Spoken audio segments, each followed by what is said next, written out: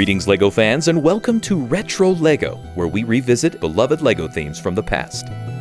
Today we're paying another visit to the original villain faction of LEGO Space, Blacktron.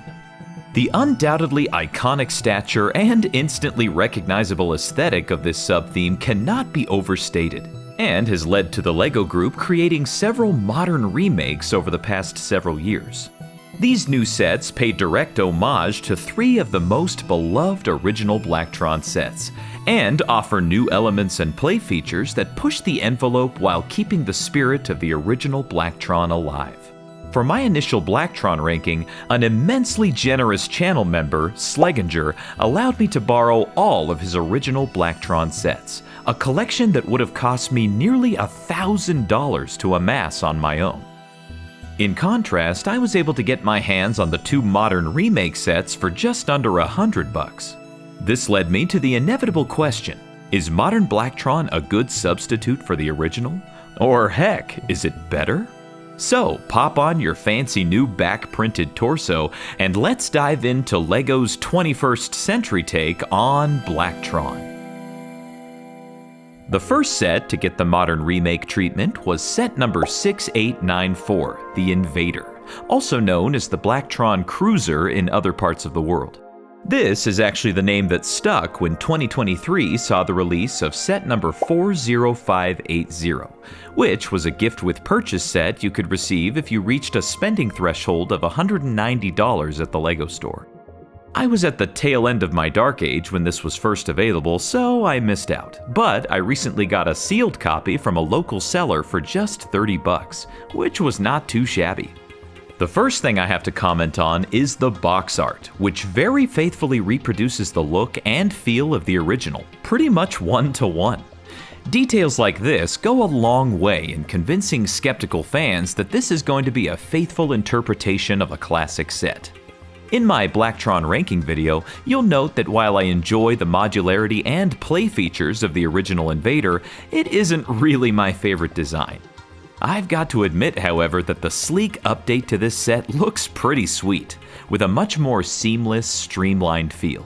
However, I do feel like there's a cost to some of this cool factor. While it contains the same three reconfigurable modules, I sorely miss the Technic pin connections here, as the new clip and bar system is kinda difficult to separate and doesn't give you that immensely satisfying click you get from the pins.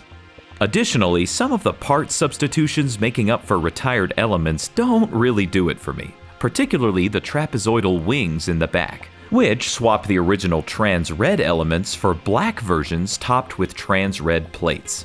It just looks kinda tacky, for lack of a better word.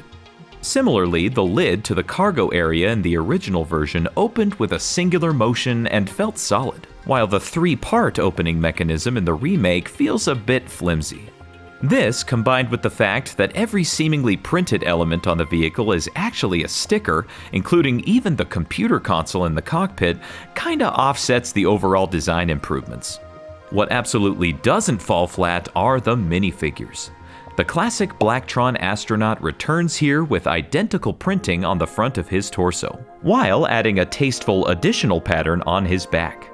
Though this is mostly hidden by the air tanks, I really appreciate this little upgrade, and even with that minor change, he looks pretty indistinguishable from the 1980s version. His adorable little droid sidekick also returns here. And while his original torso piece has been discontinued, the remake manages to capture its essence quite well with LEGO's current part offerings. Deciding which set is better is a bit tricky, since I really do like the overall design of the new one better, but the playability and printed elements of the original are vastly superior.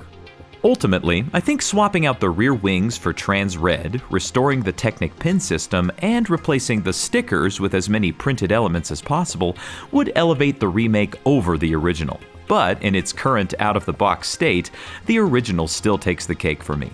That said, the aftermarket price for the original is about twice as much for even a used copy as it would be for a new copy of the remake. So if you're aching for an Invader, you'll probably be better off just making some modifications to the new one. Next up, January 2025 brought us two Blacktron remakes for the price of one. Set number 10355 gave us a modern interpretation of the Blacktron flagship, the Renegade, while also featuring an alternate build that recreated the ground-based walker vehicle, the Alienator. This set is still available on store shelves for $99.99 as of the making of this video, but it's due to retire by the end of the year, so you don't have a whole lot of time to snag it on the primary market. I managed to pick it up on a Prime Week deal for $79.99, which, combined with some additional insiders points, made this a no-brainer of a deal. I'm not one to worry about box art too much, but I'm a bit baffled by the generic 18+ black box on this one. The Cruiser remake had such fun, nostalgic box art, and it would have been nice to see that style replicated here. But oh well, to the recycle bin it goes. Once you build the ship though, I'll just say it, this is an unapologetic improvement on the original Renegade. It retains the iconic asymmetrical design, all of the original play features, while improving and adding more, and is 1.5 times larger than its 1980s counterpart, all while costing you a fraction of what you'd have to shell out for even a used copy of the original. The part usage here feels delightfully retro, even resurrecting some old prints that are just a joy to see.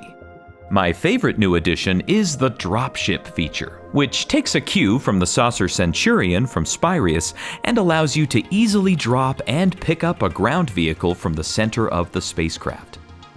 It works seamlessly and is a joy to play around with.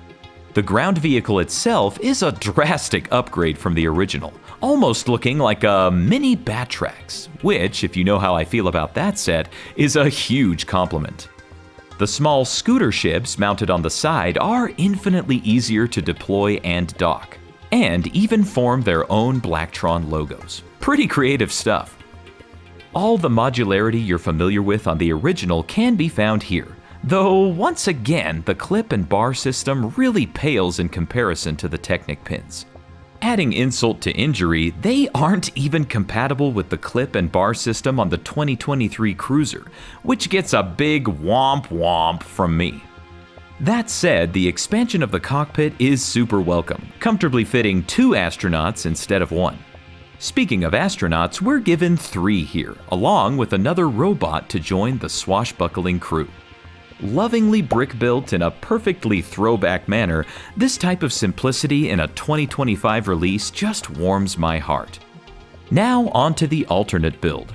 I noted in my initial Blacktron ranking that I favored the original Alienator, but that's before I got to build and handle the new one for myself. This thing is awesome, though calling it a remake might be a bit of a stretch, as its resemblance to the original isn't exactly striking. The wasp-like, stealthy little vehicle from the 80s looks like it tripled its protein intake and hit the gym, because the 2025 version is an absolute beast. The tiny crescent canopy is replaced with a fully enclosed cockpit, kept intact from the Renegade build, while the 2x2 turntables are swapped for a much more robust Technic pin system for the articulating legs. The rocket boosters in the back, the fuel cells in the front, and even the scooters mounted on the side are also taken directly from the Renegade, and the spacious and detailed console area behind the cockpit makes a perfect base of operations for the robot. A mini walker mech is also included to the side, making this alternate build feel like a complete set in its own right. This is all so well executed that I'm tempted to pick up another copy of this set so I can display both of the builds separately. I'm sure it'll go on sale again before it retires entirely, so I might just do that. In the case of the Alienator, I can't really do an apples-to-apples comparison because they are so different, but I love them both for different reasons.